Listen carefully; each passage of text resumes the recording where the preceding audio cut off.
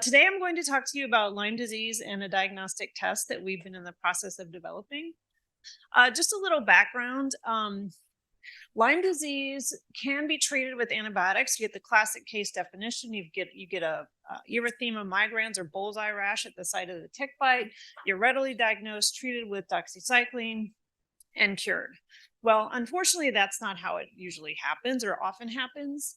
A lot of patients don't see the rash. A lot of patients go undiagnosed.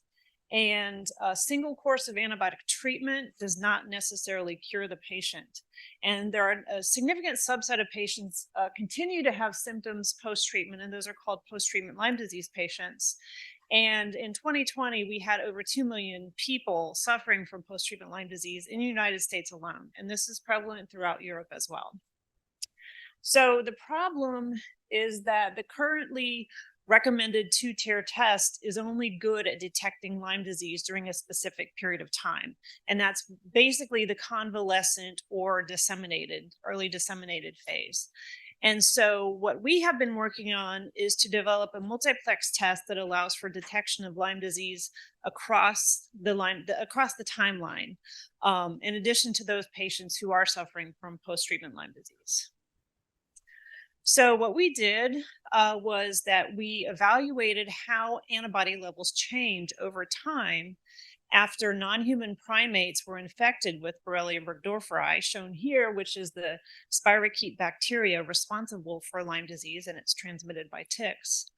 So we have this model which very accurately represents human Lyme disease. And what we did was we took 4 different what we call antigens or proteins from the bacteria, and we looked how the antibodies changed over time, over the course of infection over a year. And you can see that the kinetics are very different. So each panel represents one antigen. And we also looked at post-treatment and pre-treatment, and we also saw differences. So based on this, we defined a set of antigens that can be used for detection at all phases of disease. And we built this on the Luminex platform, which is basically cytometric beads that are fluorescent cytometric beads that are coated with antigen, as you can see on the far left. And then once they're coated with antigen, then we incubate them with patient serum, and we detect all the specific antibodies. So what's really nice about this is that it's both qualitative and quantitative, and we can measure the responses to multiple antigens at one time with a small amount of sample. And so the first thing we did was we tested our antigen. So there's no pointer, but maybe I can use this. Will this work? No. Okay. I'm used to pointing. I don't know what to do without being able to point. So if you look up at patient category, you can see ours is the 5 antigen IgG, and then the 2-tier is the one that's recommended.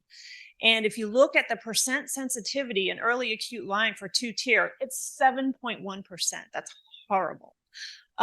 So we tested it with our test, and we got 50% sensitivity. And then C6 on the end is just a peptide-based ELISA that was actually developed at Tulane, and it's the primary canine Lyme disease test. But we're improving upon that because there are reasons that it's not good enough. So if you look at the compendium of patients, and we test them against not only the healthy patients, but also lookalike diseases, which is really important for Lyme disease because it's kind of like syphilis and it's kind of like fibromyalgia. And there are a lot of other diagnoses. If you look, our sensitivity was 79.5% compared to 61.4% for the standard 2-tier. And these are all really well characterized patient samples from the CDC. So we know they all have Lyme disease. What about patients that are less well characterized, or these ones that have post-treatment Lyme disease? Like they went for a while before they were diagnosed. They have different times at which they were treated with antibiotics. Well, if we used our test on those patients, a pretty broad series of those patients, and what we found was that we were 100% specific against healthy controls. And when we compared, and it's seen in the highlighted is our test, but if you look at C6 or two-tier, they were only detecting 40% or 32% of those patients, and we were able to pick up 73% of those patients. So when we compare our test to two-tier, we're picking up almost 60% more of those patients in the chronic phase and 47% more than C6.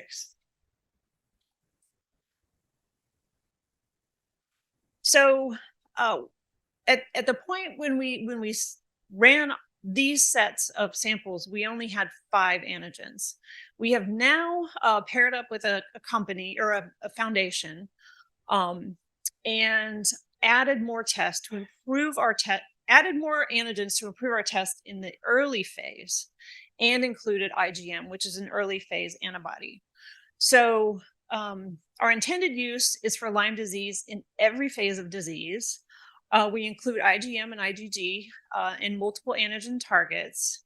And we're targeting endemic areas, which used to be just the Northeast or maybe the upper Midwest, but now is expanding across the US. You can see in red the hotspots.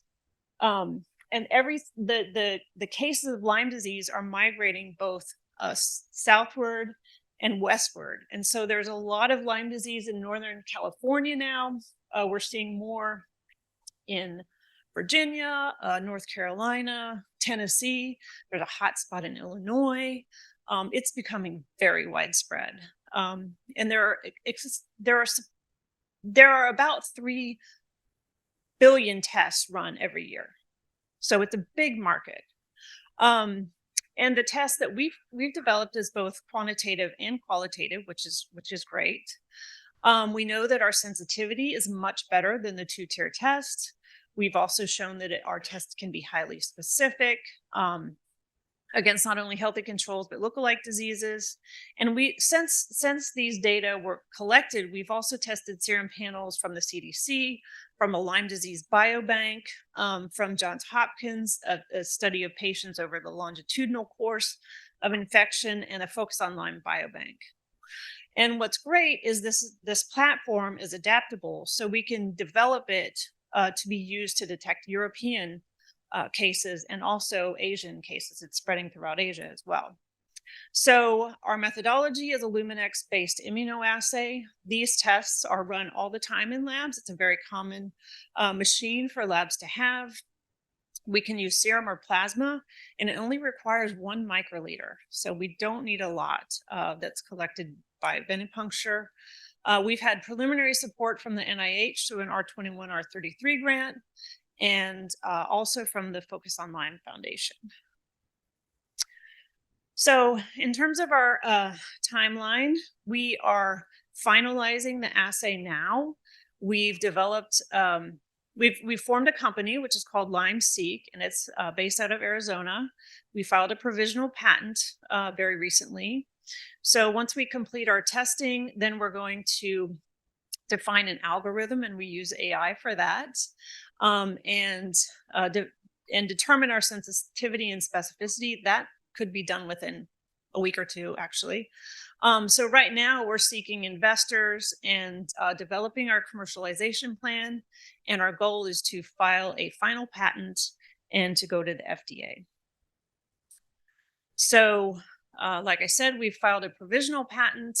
We're finalizing our testing algorithm. And at this point, we're interested in collaborators, investors, and licensing opportunities. Like I said, it's the Luminex platform. So we would probably need to talk to them about licensing. And with that, I'll conclude. I want to thank all of the foundations that have supported me: the Stephen and Alexandra Cohen Foundation, Bay Area Lyme Foundation, Global Lyme Alliance. And we also have support from the NIH and the Department of Defense. And this is my email if you would like to contact me.